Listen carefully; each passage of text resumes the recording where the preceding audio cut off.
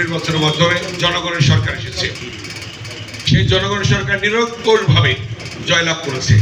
সরকারি দল ছিল, দলীয় সরকার অধীনে নির্বাচন হয়েছে, সেই নির্বাচনের কোনো নির্বাচন হয়নি। তিনটা নির্বাচনই এটা প্রশ্নবিদ্ধ। অতএব আজকে সুষ্ঠু নির্বাচনের মাধ্যমে জনগণের সরকার এসেছে। সেই জনগণের সরকার নিরঙ্কুশভাবে জয়লাভ করেছে। আমাদের মাননীয় প্রধানমন্ত্রী বিএনপি চেয়ারম্যান জনাব তারেক রহমান নিরঙ্কুশ বিজয় লাভের মধ্য দিয়ে তিনি আজকে সরকার গঠন করেছেন। তার যে ওয়াদা ছিল, কমিটমেন্ট ছিল, নির্বাচনের পূর্বে তিনি যে প্রতিশ্রুতি ব্যক্ত করেছিলেন, আমাদের এই যে হাতে যে কালি দেওয়া হয়েছে, যে কালির দাগ এখনো আছে আমার এখানে, নখের ভোট দেওয়ার 12ই ফেব্রুয়ারির যে কালির দাগ শুকানোর আগেই আমাদের মাননীয় প্রধানমন্ত্রী বিজেপি কার্ড দেওয়া শুরু করেছে। ফ্যামিলি কার্ডের মাধ্যমে আমাদের মা বোনেরা তাদের নামে ফ্যামিলি কার্ড হচ্ছে এবং তারা এই সুবিধাটা পাবে প্রতি মাসে ইনশাআল্লাহ। সারা বাংলাদেশে মহিলাদের নামে, মা বোনদের নামে করা হয়েছে। তার পরবর্তী কৃষক কার্ড হবে, আপনার হেলথ কার্ড হবে এবং এই সমস্ত কার্ডের মাধ্যমে আপনারা সুবিধা পাবেন। আপনারা জানেন ইমাম মুয়াজ্জিনদের জন্যে, মুয়াজ্জিন, ইমাম, খতিব তাদের জন্যে সরকারি ভাতা প্রতি মাসে দেওয়া হবে। সেটাও তিনি শুরু করে দিয়েছেন ঈদের আগে, এবং ঈদের আগে আরো অনেক কর্মসূচি আসছে জনগণের জন্য, জনগণের সুবিধার জন্য। আমরা হিন্দু পুরোহিতদের জন্য, তাদের জন্য সম্মানী ভাতার ব্যবস্থা করা হয়েছে। এটা আমাদের যে প্রধানমন্ত্রী তার যে প্রতিশ্রুতি, তিনি যে প্রতিশ্রুতি দিয়েছিলেন সেগুলি আজকে বাস্তবে তিনি আজকে সেটা বাস্তবায়ন করছেন।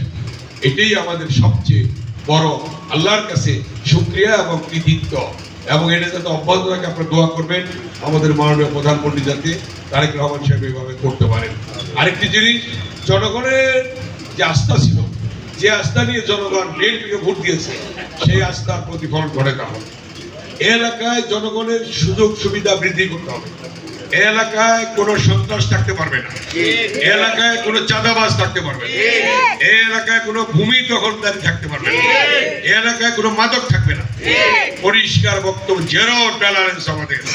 যেখানে মাদক দেখবেন, যেই মাদক বিক্রি করবে, যেই কিনবে, যেই খাবে, তাকে সাথে সাথে পুলিশের হাতে ধরিয়ে দেবেন, ধরে নিয়ে থানায় নিয়ে যাবেন। কিন্তু নিজের হাতে আইন তুলে নেবেন না, নিজে কোনো আইন হাতে তুলে নিয়ে কিছু করবেন না, কিন্তু পুলিশকে খবর দিয়ে তাদেরকে ধরাই দিবেন। ঠিক আছে? এই জিনিসটা আপনারা করবেন, কারণ আমরা জনগণের সেবায় বিশ্বাস করি, আমরা জবাবদিহিতায় বিশ্বাস করি। এমপি হয়েছি জনগণের সেবার জন্য হয়েছি। আপনারা যে নেতা হয়েছেন জনগণের সেবায় বিশ্বাস করবেন, জনগণের সেবা করব।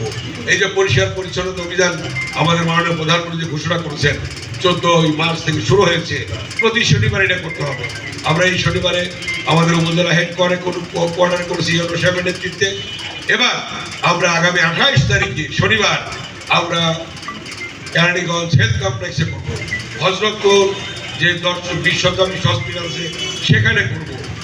এরপরে আমরা আমিন বাজারে, যেটা আমাদের নির্বাচন এরিয়া সবার থানায় করেছে, সেই হসপিটাল 20 শতাংশ সেটা আমরা করেছিলাম, সেখানেও আমরা পরিষ্কার পরিচ্ছন্ন অভিযান শুরু করবো, যাতে রোগীরা গিয়ে পরিষ্কার জায়গায় গিয়ে বসতে পারে।